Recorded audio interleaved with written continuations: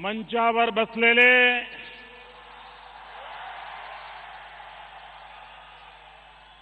भारतीय जनता पार्टीचे राष्ट्रीय अध्यक्ष आदरणीय राजनाथ सिंह जी, आदरणीय नितिन गडकरी जी, श्रीमान गोपीनाथ जी मुंडे, श्री राजीव प्रताप रूडी जी, श्रीमान देवेंद्र जी, श्रीमान एकनाथ खड़से जी, भाई विनोद तावड़े जी, भाई आशीष शेलार जी, मंचावर बसलेले सगळे वरिष्ठ नेतेगण,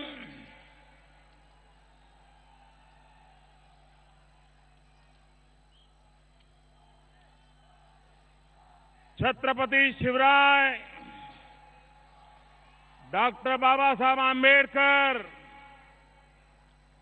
छत्रपती शाहू महात्मा फुलेंच्या महाराष्ट्राला माझा नमस्कार. मला विश्वास आहे काँग्रेस मुक्त भारत हा स्वप्न सिद्ध करण्यात महाराष्ट्र आघाडीवर राहील.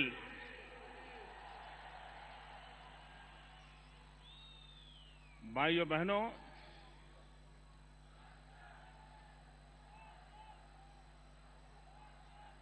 शायद मुंबई के इतिहास में ऐसा विराट दृश्य देखने का सौभाग्य इसके पहले किसी को नहीं मिला होगा.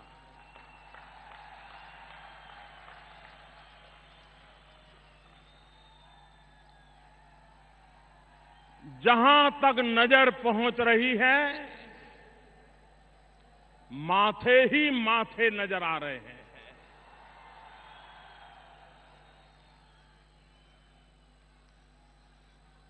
मैं महाराष्ट्र प्रदेश भारतीय जनता पार्टी,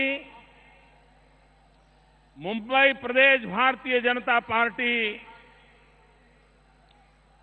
उन सभी कार्यकर्ताओं को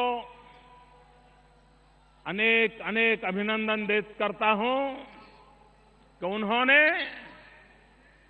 इस ऐतिहासिक घटना को साकार करने के लिए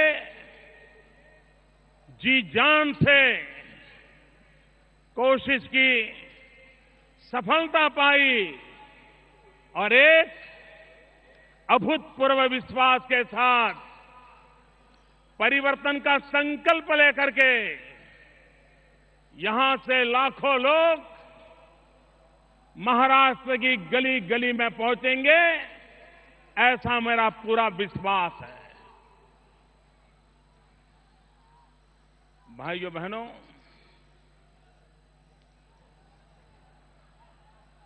हम गुजरात वालों के लिए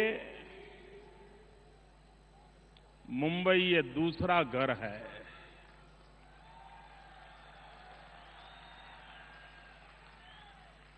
और मैं तो हमेशा अनुभव करता हूं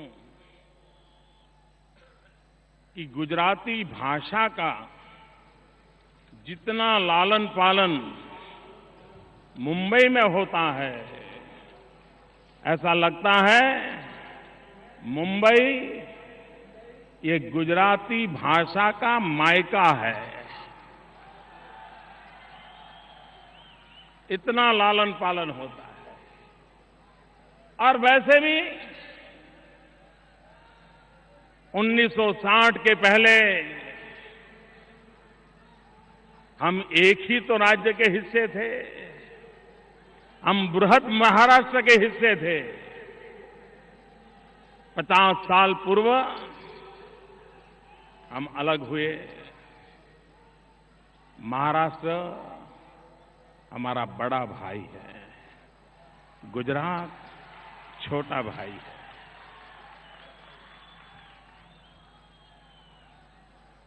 लेकिन भाइयों बहनों, जब गुजरात अलग हुआ तब ये चर्चा होती थी कि राज्य प्रगति कैसे करेगा। पानी नहीं है, प्राकृतिक संपदा नहीं है, उद्योग नहीं है और इतना बड़ा रेगिस्तान है, उधर पाकिस्तान है, तो गुजरात प्रगति कैसे करेगा। लेकिन भाइयों बहनों, जब हम अलग हुए तब कुछ नहीं था, लेकिन आज गुजरात ने विकास की नई ऊंचाइयों को पार करके सामान्य मानवी का भला हो सकता है, सामान्य मानवी का कल्याण हो सकता है, परिस्थितियां पलटी जा सकती हैं, ये सिद्ध कर दिया है। भाइयों बहनों, मैं जरा गुजरात और महाराष्ट्र की तरफ नजर कर रहा था और शायद मीडिया के मित्रों का भी कभी इस बात पर ध्यान नहीं गया होगा, मेरा भी नहीं गया था। कल ही मेरे ध्यान में ये बात आई। गुजरात ने भी 1 मई को 1960 को एक स्वतंत्र राज्य के रूप में यात्रा शुरू की थी। महाराष्ट्र ने भी 1 मई 1960 को स्वतंत्र राज्य के रूप में यात्रा शुरू की थी। इतने वर्षों में गुजरात में 14 मुख्यमंत्री बने, लेकिन महाराष्ट्र में इतने वर्षों में 26 मुख्यमंत्री बने। अब बताइए, यहां की राजनीति कैसी होगी, यहां के राजनीति के तौर तरीके कैसे होंगे। इतने ही समय काल में गुजरात में सिर्फ 14 मुख्यमंत्री, महाराष्ट्र में 26 मुख्यमंत्री। एक आता है तो दूसरा भगाने में लगा रहता है। भाइयों बहनों, कांग्रेस पार्टी का चरित्र जब तक हम नहीं समझेंगे, देश की समस्याओं का समाधान नहीं सूझेगा। मित्रों, देश की समस्याओं का कारण देश की जनता नहीं है। हमारी समस्याओं का कारण हमारी भूगोल नहीं है। हमारी समस्याओं का कारण हमारा इतिहास नहीं है। हमारी समस्याओं का कारण प्राकृतिक संपदा नहीं है। हमारी समस्याओं का कारण कांग्रेस शासित सरकारें हैं। और इसलिए अगर समस्याओं से मुक्ति चाहिए तो उसका एक ही उपाय है, भारत को कांग्रेस से मुक्त करना होगा। कांग्रेस मुक्त भारत, ये सपना हमने साकार करना होगा। यही मुंबई की धरती है। आजादी के आंदोलन में अगस्त क्रांति मैदान से एक गूंज उठी थी, एक आवाज उठी थी, एक ललकार हुआ था, क्विट इंडिया। और पूरे देश में वो ललकार मंत्र बन गया था। और आखिरकार अंग्रेजों को हिंदुस्तान छोड़ना पड़ा। ये मुंबई की धरती से उठी हुई आवाज, क्विट इंडिया का मंत्र भारत को आजादी दिला गया। भाइयों बहनों, उसी मुंबई की धरती से फिर एक बार आवाज उठनी चाहिए, कांग्रेस फ्री इंडिया। जिस धरती ने क्विट इंडिया का नारा दिया था, वो ही धरती ललकार रही है कांग्रेस फ्री इंडिया, कांग्रेस मुक्त भारत। भाइयों बहनों, कांग्रेस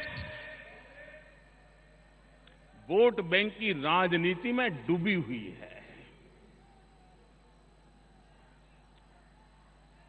और वोट बैंक की राजनीति के लिए समाज को तोड़ते रहना, डिवाइड एंड रूल, ये कांग्रेस की विशेषता रही है। और अंग्रेजों के सामने लड़ते लड़ते कांग्रेस उनसे ये सीख लिया है, डिवाइड एंड रूल। देश आजाद हुआ तो देश का बंटवारा करके भारत मां के 3 टुकड़े कर दिए। आजाद हिंदुस्तान को एक तरफ सरदार पटेल ने एक किया, चारों तरफ एकता का मंत्र गूंजा, और दूसरी तरफ भाषावार प्रांत रचना के नाम पर कांग्रेस ने देश में भाई से भाई को लड़ाने का बीज बो दिया। गांव को शहर से लड़ाओ, शहर को गांव से लड़ाओ, नदियों के लिए लड़ो, पानी के लिए मरो। आज भी देश में कोई प्रदेश ऐसा नहीं है कि जहां पानी के बंटवारे को लेकर के 50-50 साल से लड़ाई न होती हो। और दिल्ली में बैठी हुई कांग्रेस सरकार को, महाराष्ट्र में बैठी हुई कांग्रेस सरकार को भाई को भाई से लड़ाने में, गांव से गांव को लड़ाने में, जाति बिरादियों को लड़ाने में, पंथ और संप्रदायों के बीच झगड़ा कराने में उनकी वोट बैंक की राजनीति सुरक्षित रहती है। और इसलिए कांग्रेस पार्टी वोट बैंक की राजनीति में डूबी हुई है। भाइयों बहनों, जब तक वोट बैंक की राजनीति से हम देश को मुक्त नहीं कराएंगे और देश को विकास की राजनीति के रास्ते पर नहीं ले जाएंगे, देश की समस्याओं का समाधान नहीं होगा। भाइयों बहनों, भारतीय जनता पार्टी ने अपनी आर्थिक नीतियों के द्वारा, अपने राजनीतिक दर्शन के द्वारा, अपनी कार्य संस्कृति के द्वारा ये सिद्ध कर दिया है कि भारतीय जनता पार्टी विकास के मंत्र को समर्पित है, विकास की राजनीति को समर्पित है। और विकास के बिना देश के गरीबों का, देश के गांव का, देश के दलितों का, पीड़ितों का, शोषितों का कल्याण नहीं होगा। हमारे बगल में मध्य प्रदेश है। अगर मैं गुजरात की चर्चा करूं तो कुछ लोगों के पेट में दर्द होना शुरू हो जाता है, इसलिए मैं गुजरात की चर्चा करना नहीं चाहता हूं। मैं आज मध्य प्रदेश की चर्चा करना चाहता हूं। मध्य प्रदेश बीमारू राज्य माना जाता था। कांग्रेस पार्टी के शासन ने मध्य प्रदेश को बीमारू राज्य बना दिया था, लेकिन शिवराज सिंह के नेतृत्व में भारतीय जनता पार्टी ने विकास की यात्रा को आगे बढ़ाया। आज मध्य प्रदेश बीमारू राज्य के कलंक से मुक्त हो गया। भाइयों बहनों, मध्य प्रदेश में खेती के क्षेत्र में, कृषि के क्षेत्र में कोई ज्यादा प्रगति नहीं होती थी, लेकिन शिवराज जी की सरकार ने, भाजपा की मध्य प्रदेश की सरकार ने सिंचाई के काम को बल दिया। अधिकतम भूमि में इरिगेशन के लिए धन खर्च किया। और भाइयों बहनों, आज मैं गर्व से कहता हूं, कोई जमाना था पंजाब, हरियाणा, उत्तर प्रदेश धान की खेती में नंबर 1 माना जाता था। देश के अन्न के भंडार इस राज्यों से भरे जाते थे। आज भारतीय जनता पार्टी की मध्य प्रदेश की सरकार के प्रयत्नों से, भारतीय जनता पार्टी की छत्तीसगढ़ की सरकार के प्रयत्नों से गेहूं और चावल ऐतिहासिक उत्पादन करके देश के अन्न के भंडार भरने का काम इन सरकारों ने किया है, वहां के किसानों ने किया है, वहां के नागरिकों ने किया है। क्या कारण है कि महाराष्ट्र में सिंचाई के सारे प्रोजेक्ट भ्रष्टाचार के कलंक के साथ खड्डे में जा गिरे हैं? क्या कारण है महाराष्ट्र के किसान को बार बार अकाल झेलना पड़ता है? क्या कारण है महाराष्ट्र के किसान को आत्महत्या करने के लिए मजबूर होना पड़ता है? भाइयों बहनों, भारतीय जनता पार्टी की सरकार होती, विकास का मंत्र होता, तो आज महाराष्ट्र के गांवों की जो दुर्दशा है, आज महाराष्ट्र के किसानों की जो दुर्दशा है, महाराष्ट्र में हजारों किसानों को आत्महत्या करने के लिए मजबूर होना पड़ा है, मैं विश्वास दिलाने आया हूं, वो दिन कभी भाजपा के राज में नहीं आते। मेरा किसान सुखी होता, संपन्न होता। लेकिन भाइयों बहनों, कांग्रेस पार्टी को विकास की राजनीति में विश्वास नहीं है। और मैं तो हैरान हूं, सरकार कांग्रेस चला रही है, दिल्ली में सरकार कांग्रेस की है, कांग्रेस के नेता सरकार में हो न हो उन्हीं के इशारे पर सारे काम होते हैं, लेकिन वही लोग जब भाषण करते हैं तो ऐसा लगता है वो किसी और की सरकार के लिए बोल रहे हैं, किसी और देश के लिए बोल रहे हैं। मैं कल कांग्रेस के एक बड़े नेता के भाषण को मैंने सुना और वो भ्रष्टाचार के खिलाफ भाषण दे रहे थे। इनकी हिम्मत तो देखो साहब।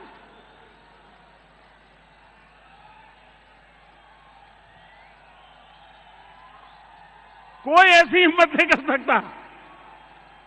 इतने भ्रष्टाचार में डूबे हुए लोग, इतने बदनाम लोग,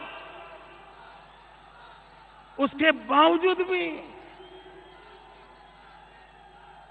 निर्दोष चेहरा बना करके भ्रष्टाचार के खिलाफ भाषण दे रहे हैं।